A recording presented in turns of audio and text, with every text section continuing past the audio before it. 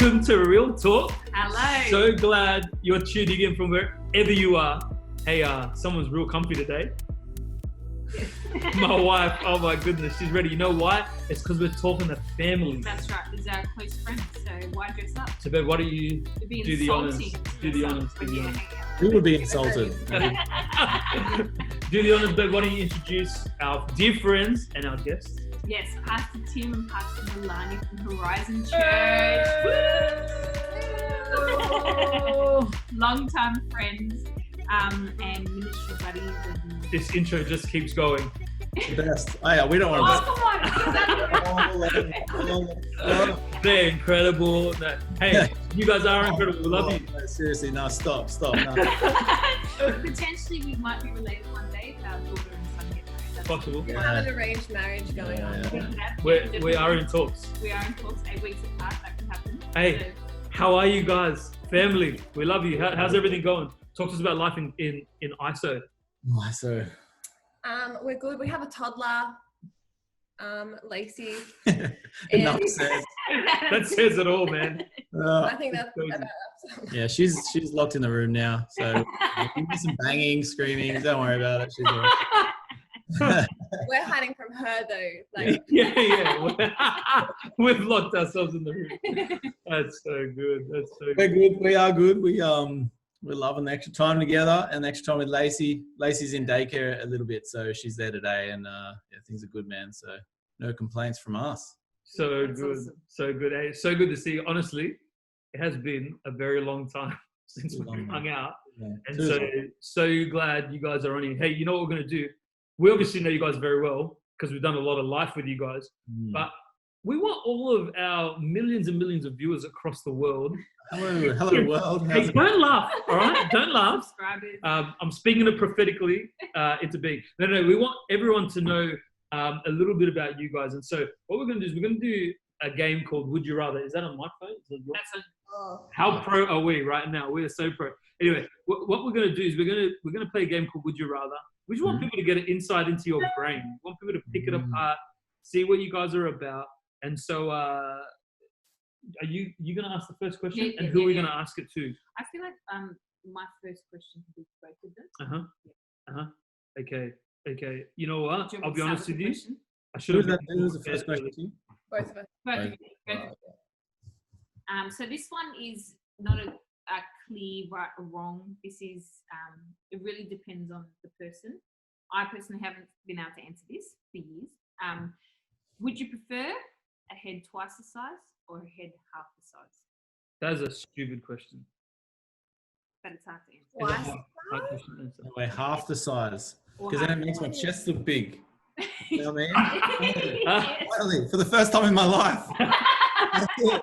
Looking buff. What do you This reckon? is interesting because I say twice the size so that my body looks smaller. Mate, we are just Wow. Yeah, see. look at these poor stereotypes that we are just endorsing here. No. I'm with Malani on that. What's your one? What's your I one? haven't been able to answer.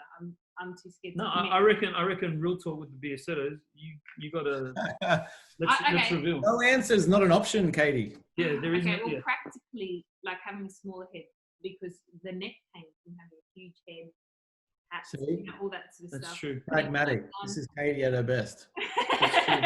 See, the whole time I was thinking. Practically. See, I just thought bigger head, bigger dreams, bigger vision.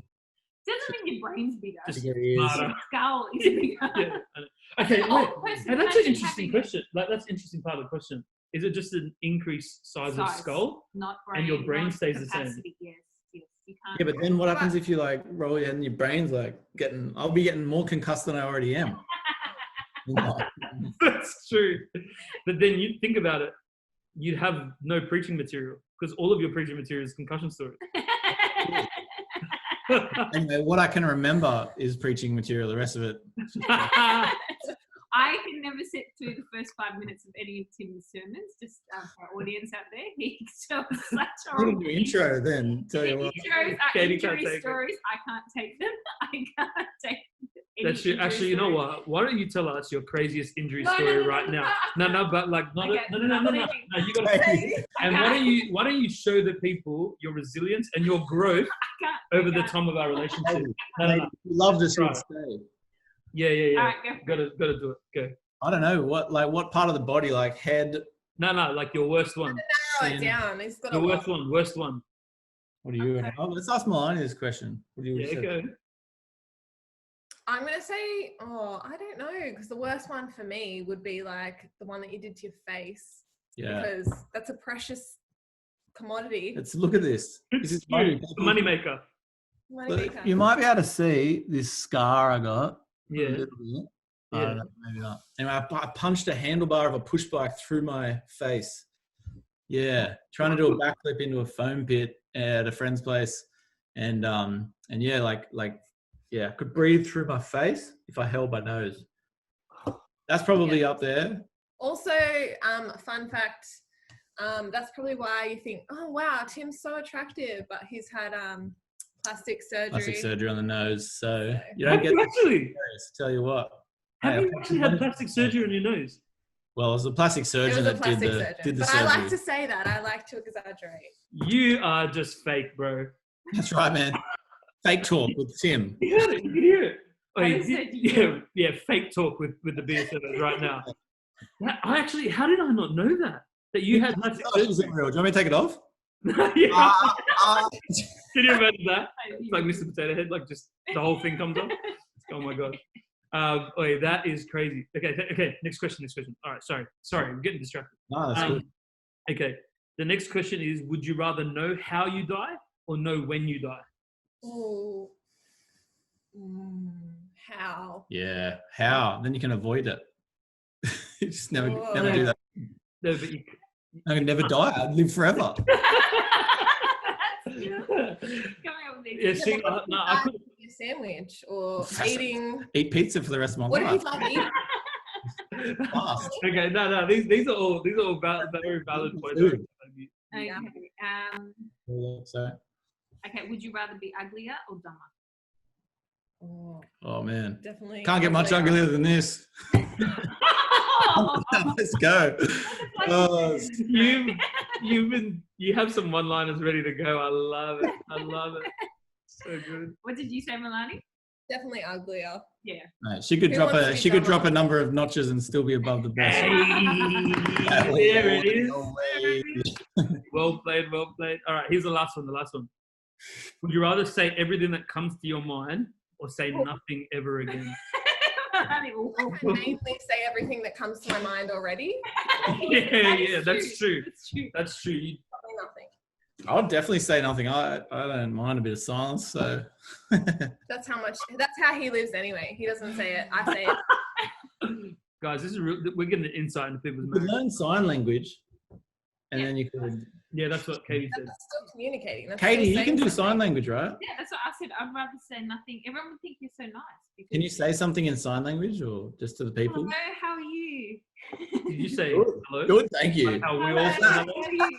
How did I go? Good. My name is Katie. Welcome. That's pretty good. That is amazing. I think I got the eye on the ear.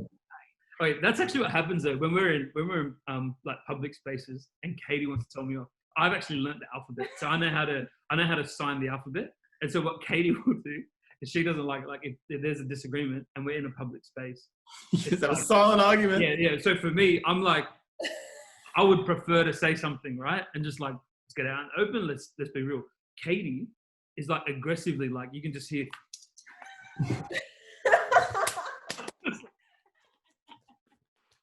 Like the whole thing, I'm like, yo. You know what I mean? Yeah, why? Yeah, I'll just like, normally she'll say something, I'll go like, sorry, what? You know, like in English. Well, look, anyway, we're good at charades. it is in English. Yeah, we are great at charades actually. See, this is the thing, right? Like we've done so much life with you guys. Like we've known you guys for what? How long has it been? How long has it been? Got to be a decade plus, I reckon. I think we've been Yeah, coming up to a man. decade. And so Yeah. we like honestly, even for us, like when we had Anaya, right? These guys were like one of the first people we ever told. Do you remember in the car? Like we were driving When we were down. pregnant. Down to Yeah, Wollongong. driving down Yes. somewhere, and it's like we tell these guys it was like first time, Yes. and so you guys have been part of our journey for a long time, and so I wanted to talk a little bit about that. There's kind of a couple of things I want to touch on, even like so you guys have been part of our journey with us having kids and, you know, like ministry and all of that kind of stuff.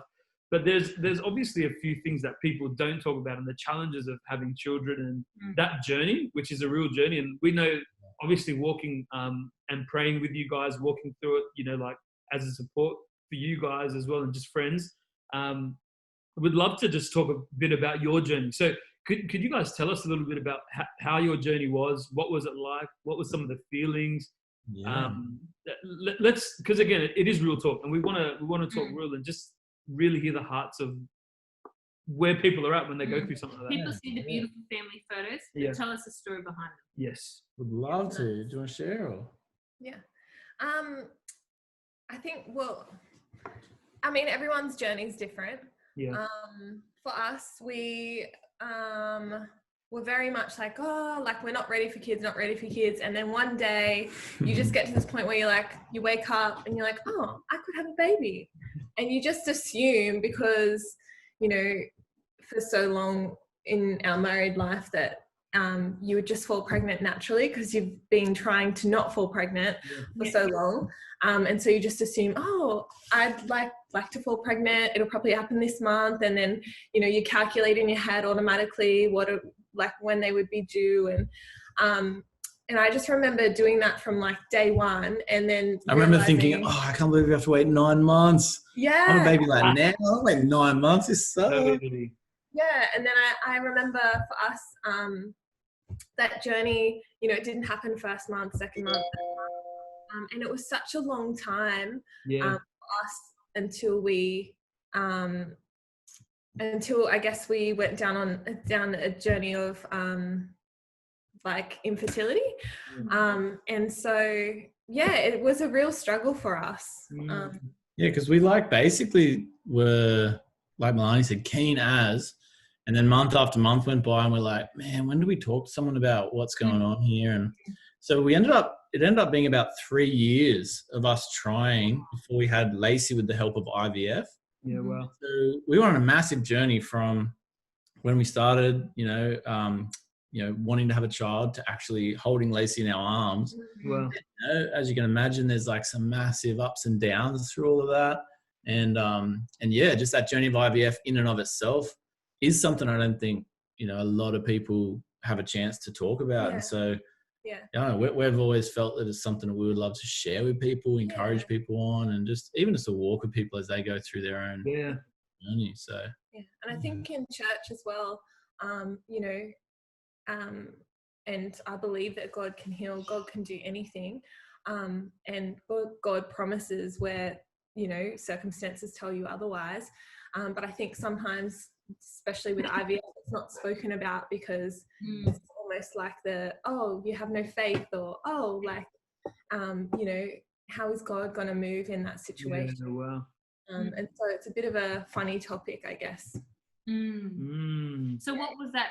3 years is a long time. What did those 3 years look like for you guys? If you could sum up with you personally, with your relationship with God, with your relationship with each other, what do you think people need to hear about that are on this journey?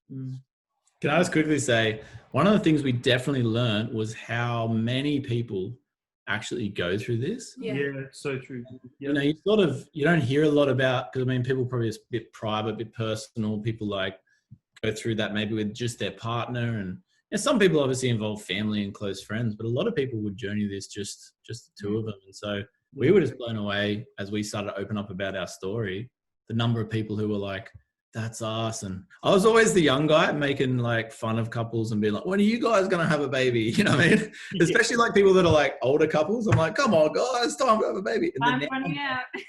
Guarantee you the majority of those people were trying, wanted to, and some punk like teenager is like geeing them up thinking he's funny.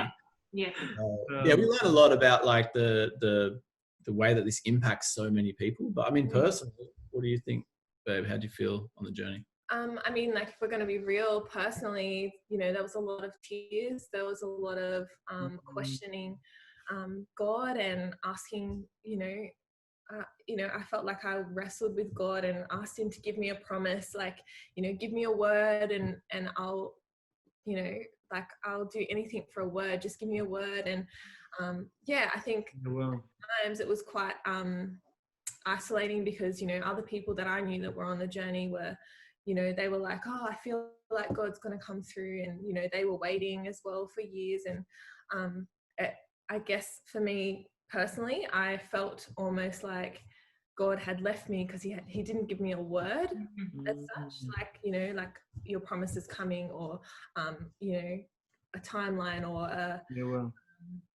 so it wasn't a clear, I guess. Did you feel like God was silent? Did you feel like it was like a silent, God was being silent with you? Yeah, that's a good way to put it. The other thing I really realized, it just felt so long. Yeah. Because 3 years, like, it sounds like a long time, but at the same time, 3 years goes like that. Like Lacey's 2.5 soon. Yeah. It's like, but when you are like every single month, like, you know, consciously believing and hoping, you know, you go through a cycle and you sort of like hope that this is the month, and then, you know, you realize it's not. And so I think like the thing that was full on for us, and I think for so many people, is that 3 years isn't just like, you know, 3 years. It's actually like 36 disappointments. Wow. Like 36 crushing disappointments when you are just like hoping, praying, believing maybe this is the one, and then you just have to be like, not this month. And then, you know, your heart breaks again. So it's almost like this perpetual state of pain that you live in. I think, you know, you manage it and you live life and you continue to have faith and do what you know you're called to do, but it sort of sits there like a bit of a numb pain through it all, I think. And for me personally, as a husband, like just watching Malani in particular go through this month again, it really was hard. You know, I was maybe a bit frustrated at God at times, just being like, you know, like not even just for myself, but I'm just like, man, come on, like Malani's built to be a mom. I can see it in her. It's all she wants. Like, so it's a big journey. You ask a lot, and over 3 years, you get a chance to question God's faithfulness. You get a chance to have faith. You get a chance to choose to trust. You get a chance to grieve, a chance to, you know, so you sort of get a chance with that much time to go through a lot of the emotional, you know, circle. So on that, right? So you touched on this whole idea of, you know, even like asking God, like, where are you in all of this, right? How important is faith in a season like that? I'm not just talking about like faith as like just believe for miracles. I'm just talking about how important is a relationship with God in a time like that. And when you guys talk to us about that, can you also talk to us about your faith journey in it? Like, what were some of the questions you were asking God in the early days, and what did you learn about God at the end of it? You start, baby. I think for me, like, definitely faith has always been a big part of who I am. So I can't really separate it from myself, but I suppose when I think about people that go through this without faith, I wonder how on earth you could do it. Totally. I think that really helped me when it came to faith was the fact that although I really wanted a child, you know, I suppose I did deep down have this understanding that the child was not ultimately what made me whole or would complete me. And I just think a lot of people who go through this that don't know God think, if I can just have a baby, then I'll be happy. If I can just have a baby, then I'll be like, life will be okay. And so it's almost like they don't live their life because they've paused it waiting for this thing that they expect. But the problem with that is, like, you know, anything you make God in God's place, you crush. Because it was never created to be God, you know, and you expect it to be God, you end up just destroying it anyway. So things that are beautiful, like a child, which could be a huge blessing in your life, if you expect that child to be the thing that brings you happiness and joy and fulfillment and purpose and satisfaction, well, then you're going to have a baby, and then you're going to find that you're still broken, you're still lost, and you end up just like putting this weight on this child that it was never meant to have. So I think for me personally, and this is the other thing I would say, a lot of this response is a me personally, not even an us thing. So even though it's completely, you know, us, we're talking about our child here, the faith journey was very individual because like I couldn't get a word from Malani. She couldn't get a word from me. You know, my walk with God was different to Malani's walk with God. How it looked, you know, it's just like, although our faith unified us in the sense that we both have faith and we both walk with God, they were very personal and private walks with God and conversations with God. Yeah. So I got another thought to share in a second, but yeah, what do you think? How do you find your walk with God through this? Yeah, I mean, probably all of what Tim said, it sounds contradictory to feeling alone and feeling like God's abandoned you, but they're just so intertwined, because I feel, well, at least they were for me. I just feel like it was a constant journey to, I think for Tim, he doesn't really struggle with being faithful or struggle with knowing that God is there and that God is present. But for me, it was a real journey of, I guess, discovering God in a different way. And, you know, due to our different lives that we've led up until that point, it was something maybe that I needed to push through in growing God and to discover Him and to find more of myself. And so, yeah, like everything that Tim said, I agree with, whilst also feeling alone and feeling like I have no faith. And so, it's like a bit of a conundrum. I don't know, without sounding like contradictory. No, this is so good.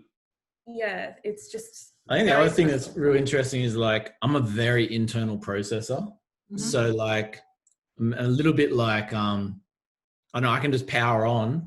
And like, we definitely had our marriage and our relationship tested in the sense of, you know, I'm just like sort of relentlessly just powering on. It's all good. God will come through whenever the right timing is. It's all good. Like, I'm just like, you know, if we don't have kids, well, that's not God's will for us. We're okay. Like, and although there's genuine emotions going on inside, I think like practically, I'm very much just like just continue to walk out life. Just whatever comes. God will help you deal with it. God will give you the grace. And I think like, you know, that was definitely challenging for us. Yeah, totally. Yeah. What about something that you guys did so gracefully, and Jason and I were always in awe of, is 3 years is enough time for your friends around you to be all having babies, and sometimes multiple babies. Yeah. The two can fit in 3 years. There was never a moment that we felt in having our own children, not just joy and support from you guys. Always like celebrated. You were knocking on the door with presents, and you were. How did you do that in your own pain? And because I was going to ask that question next too. Like, when you answer that question, tell us about some of the feelings you feel, if you can. You know, like, what are some of the real feelings you feel in that time and in that season? And then how do you move to that support? Yeah, that supportive friendship. That level, like that Super Saiyan level of faith. Yeah. Yeah. All right, you answer, baby. You start. How do you feel? Look, again, it's a bit of a roller coaster. If I'm honest, you know, it's not like all like got it together, you know, feeling good all the time. But I can honestly say, hand on my heart, that I was genuinely so happy to see other people have their miracles come to fruition, or to hold their babies, or, you know, it was a bit hard, you know, because I guess, especially in church or just in general life, you know, people don't talk about infertility. They talk about, you know, accidentally falling pregnant, or, you know, oh, we're going to try. And then like the next month they're pregnant and you're like, oh my gosh, like,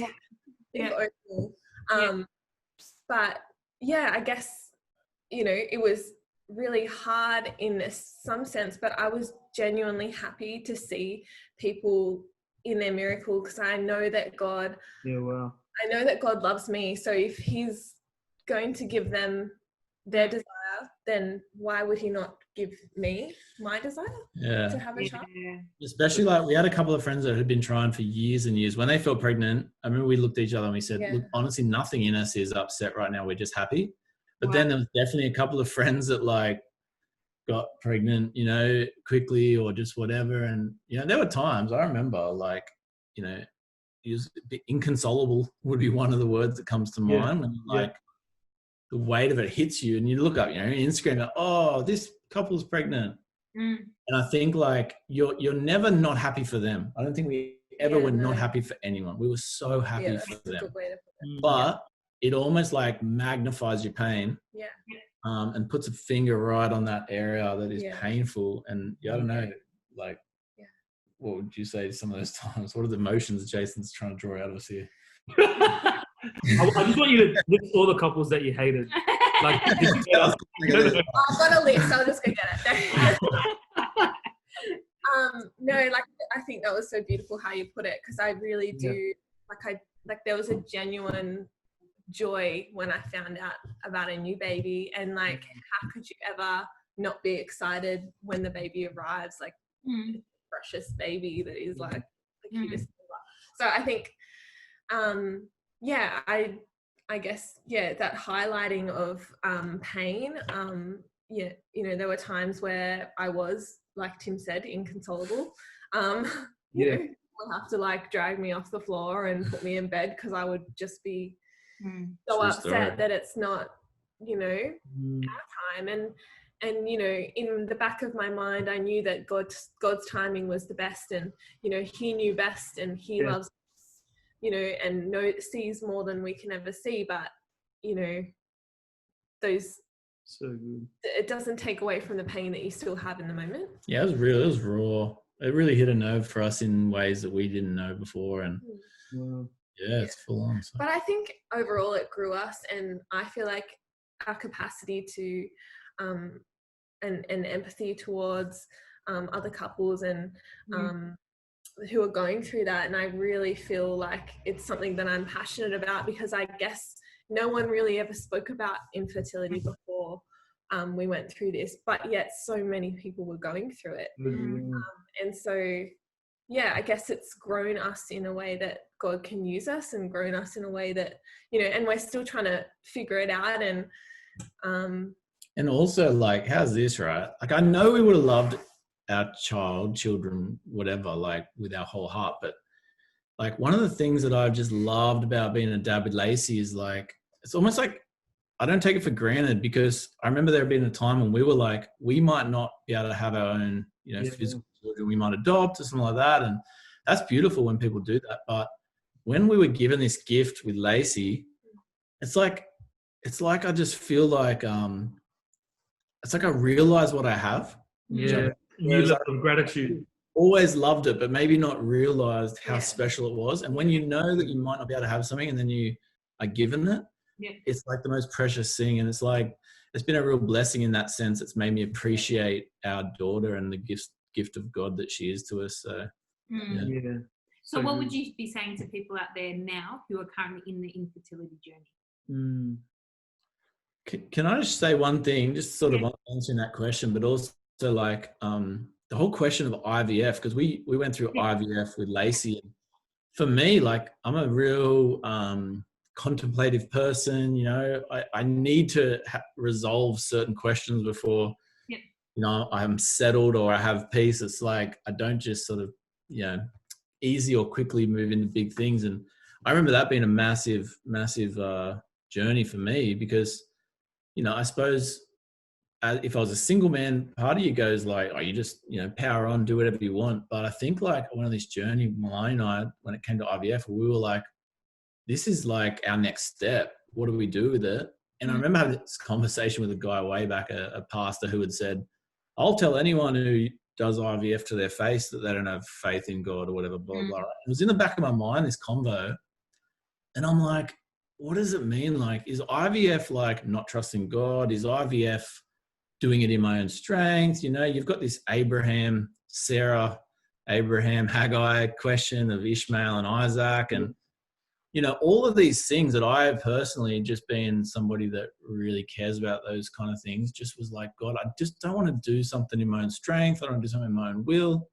We're on this massive journey of trying to figure out if even theologically we could, or I could reconcile this step to take IVF. And I suppose like we did, I mean, long story short, came to a point where I went on this journey of deciding that I actually can engage with this gift that is IVF and this help that is available in this day and age in our culture and our community that really isn't available to everyone. And it's a great blessing. In the same way we go to a doctor and get help with, other ailments, we were able to seek help and get some help here.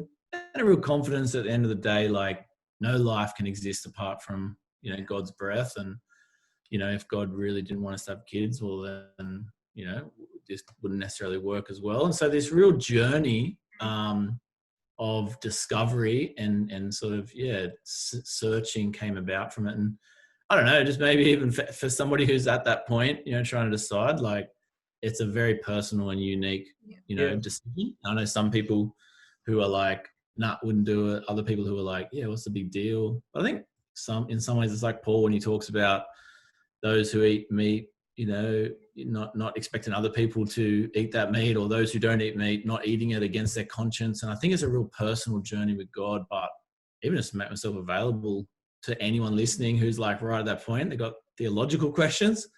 Sometimes it's good just to bounce your thoughts off somebody, and would be happy to touch base. So tell us about when it comes to your marriage, right? How does this whole situation impact your marriage? And what are the ways, like, you guys are obviously, like, you guys are still married, right? Made it. Cool. Just double checking. All right. So how do you? No, obviously I knew that. But how do you keep your marriage healthy, and how do you get to where you are now, going through a season like that? Like, did it get crazy? Like, did it get hard? Was it? I think for me, I guess the biggest thing between us was the frustration in Tim for having such a strong faith and being so faithful, and then, like you said, to just be able to move forward and continue on. Whereas I felt at times I was stuck there, not being able to, like, there's just so much uncertainty, because it's like, if I don't fall pregnant this month, then will it be next month, or will it be 6 months, or will it be 6 years, or, and not knowing, when, just didn't seem to, and I'm sure it did, but it didn't phase Tim in the same way that it did me. And so I found it quite frustrating not being able to. I think what it did is it brought unity into our marriage, because like I said, I can sort of just put my head down and keep going. I feel it's one of those things that I've just always sort of done. But it was the first time where, like, these two unique conversations with God were going on between Malani and God and me and God. Yeah. But I got to this point where, like, I couldn't make, this wasn't a me decision. Yeah. This is an us decision. Yeah. And God kept leading me back to a place of, like, it's not just what you want, and it's not just how you operate. And just because you can continue to outwork things this way doesn't mean it's the right thing. And, you go back to how you've previously processed things, and you just do it like you always have. But God says, not this time, because this is something you have to do together. And so I think it took this real big soul search of, like, what does it mean to hear God's voice as one? So good. Wow. That's good. Which probably do less than you think. Because a lot of times you hear God's voice individually and they both are pointing in the same direction. So you hear it individually, you both make a decision, but because it's going in the same direction, it appears as like a unified decision, but really they're unique decisions that are going the same way. Whereas I felt this time we both had not conflicting, but contrasting experiences, and we're in different places, but we were like, we have to move forward together. It comes this massive soul searching of, like, what does it mean to not do what I want, not process how I process, but to figure out how we work together and actually come to a point of real agreement and then make a decision together. And I think we did that, and it's made us stronger as a couple. Yeah, infinitely stronger as a couple, I would say. So good. That's so awesome. Good. That's incredible. Hey, you know what? We're going to finish up, but before we finish up, I want to say you guys have just been, like, incredible friends. And we again done so much life together and so many years together. Can you just finish off by just talking about how important relationships are? Because that's been something that's really stood out for us. Yeah, something that we've found in you guys. We know we've got lifelong friends in the two of you guys, and there's been a lot of combos that we've had both ways, where it's like, what do I do? Help, like pray for us, like, you know, like just those consoling conversations that you have with friends and people that are with you in very deep valleys and celebrate you on high mountains, right? So that was quite poetic. Beautiful. I'll write that down later. No, but you know, like talk to us about that. Talk to us about relationships, how important they are, and you know, even with us, like where were some moments where it was like, man, that we needed that, you know, like, or vice versa. You know what I'm saying? Yeah. Do you want to go first? Yeah, I mean, like relationships are at the heart of like humanity, as you know. Yeah. But like relationships with people that are like-minded and relationships with people that know God were so important for us because, you know, everyone has a different perspective on God and everyone has their own opinion. But I guess I'm not really going anywhere. Edit this bit out. You're doing well. No, it's so good. No. Well, I think honestly, one of the things I've loved watching Malani, and I know our relationship with you guys, talk about that for a second, because you guys are such a blessing to us, right? And like, when I think about Malani, you know, one of the things that Malani's a bit different in that, you know, she fell in love with a youth pastor by accident and was like, she's like, whoa, you know, I wasn't signing up for the whole ministry thing. That was just sort of like, it came with the guy. I think it's really valued. I know maybe you can expand on it, like with Katie just being very genuine, authentic, and yeah. I think relationships like Katie I have really appreciated because you know, you're real and you're honest and you have allowed me to be a part of your journey in that you share with me and encourage me. And I think I guess having people that you trust and that you know God, even if their perspective or even if you know, they're coming from a different angle, it's always surprising and always amazing to see how God has ministered to them in a similar area or the same area.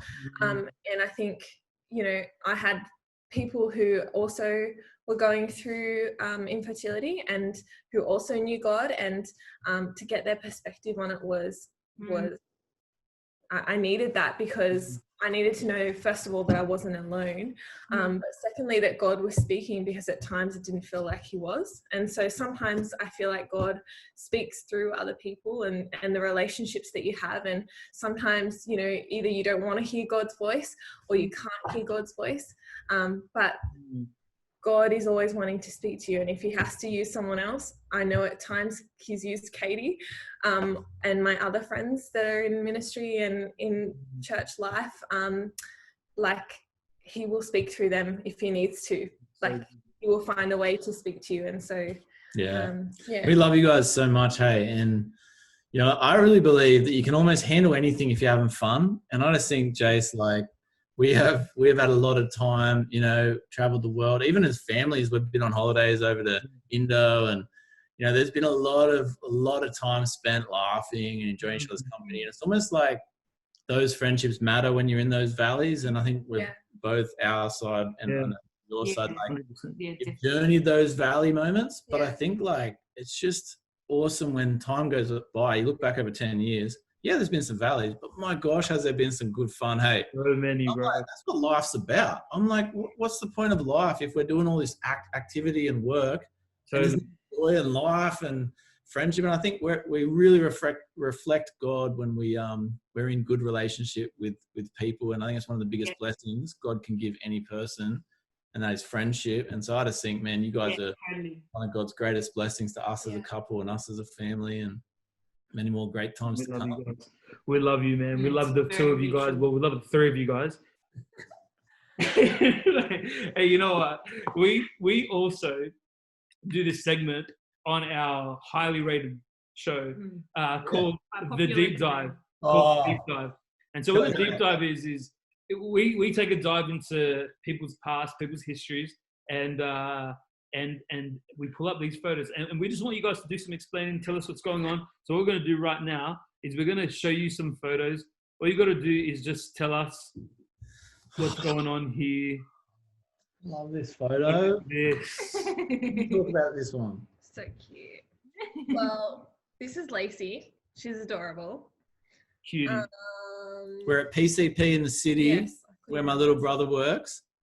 And I had this haircut that I hated before I shut it off.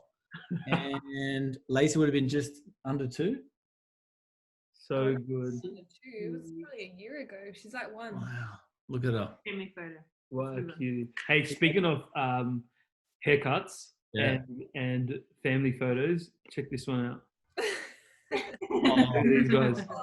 Look at these guys. Look at Lacey and Zion, bro. Zion looks like the chocolate Michelin man. Oh my gosh. Delicious. Delicious. So delicious. And look at Lace. Oh, Where is she? I can't see her. She's blending into my shirt. So good. This Hey, is actually one of my favorite photos, bro. That was a great day, man. how good was that day? Oh my gosh. We can throw back to this one when the arranged marriage works. that's right. 100. That's Oh, right. actually Then the true. invites. Maybe the engagement party. Yeah. It's the engagement party right here. Remember that? Yes. So good. All right. The next photo here. This is a really well-known one that we all need This is explanation on. fantastic. This has done its rounds online. Like, Well, I met the guy on the left. There's a guy I met, when I was overseas, and that was the face, that I pulled when I saw him on the right. So why is this your spirit animal? Why is the alpaca? Llama? This was actually, I don't know if you know Pastor Rod Plummer, amazing apostle in Japan. Yeah. His son Monty, I was over there, and I went over there for some camps they did, and he put this together and then posted it, and it was so everyone thought it was so funny, but I never saw it, so I never commented. So he thought that I was offended. Oh. And then one of the Japanese guys said, "Oh, dude, Monty's really stressed that you're all offended about his photo." And I'm like, "What photo?" Then they showed me it, and I'm like, "This is the best thing I've ever seen." So I made a profile photo and redeemed the relationship. And then ever since then, people have just been like, "You're a llama." And now literally people that I barely know send photos of llama. Look who I found. And it's a picture of a llama. It's like at Tim Biasetto up on there. I'm like, Yeah. Standard. Oh my God, so funny. Yeah, you guys mean so much to us. Even talking about the mountaintop moments, like that time, when I beat you in a jet ski race in Bali. That was. First of all, you didn't. No. Let's not talk about it. Because, let me say this one. The one time that you did something, and you might be able to find a footage of it and shame me right now, is when we had those quad bikes. Oh, yes. Yeah, that's and true. I saw my bike, and you just and I just. Yeah, we're going to edit that in. We'll put that in for sure. I remember that time. See? That's how rare it is for you to beat me. Hey, look, we're going to stop the conversation there. But anyway, hey, look, we love you guys so much. We're so thankful for you. We're so grateful for you. Not only are you guys incredible friends to us, you guys are incredible leaders in your own right. Done such incredible things with ministry and impacted really the nation in so many different ways. And I know that you guys have shared in different parts of the world as well. And we love you. We're so grateful for your friendship. And we're just so excited for many more years to come, man. We love you. Hey, thanks so much for tuning in. Hey, make sure you follow these guys on all the social media and all of that kind of business. Get behind them. They're incredible people. We love them, and you're going to love them too. Have the best week, guys. Peace out. Thanks for having us. Love you. Yo, bye.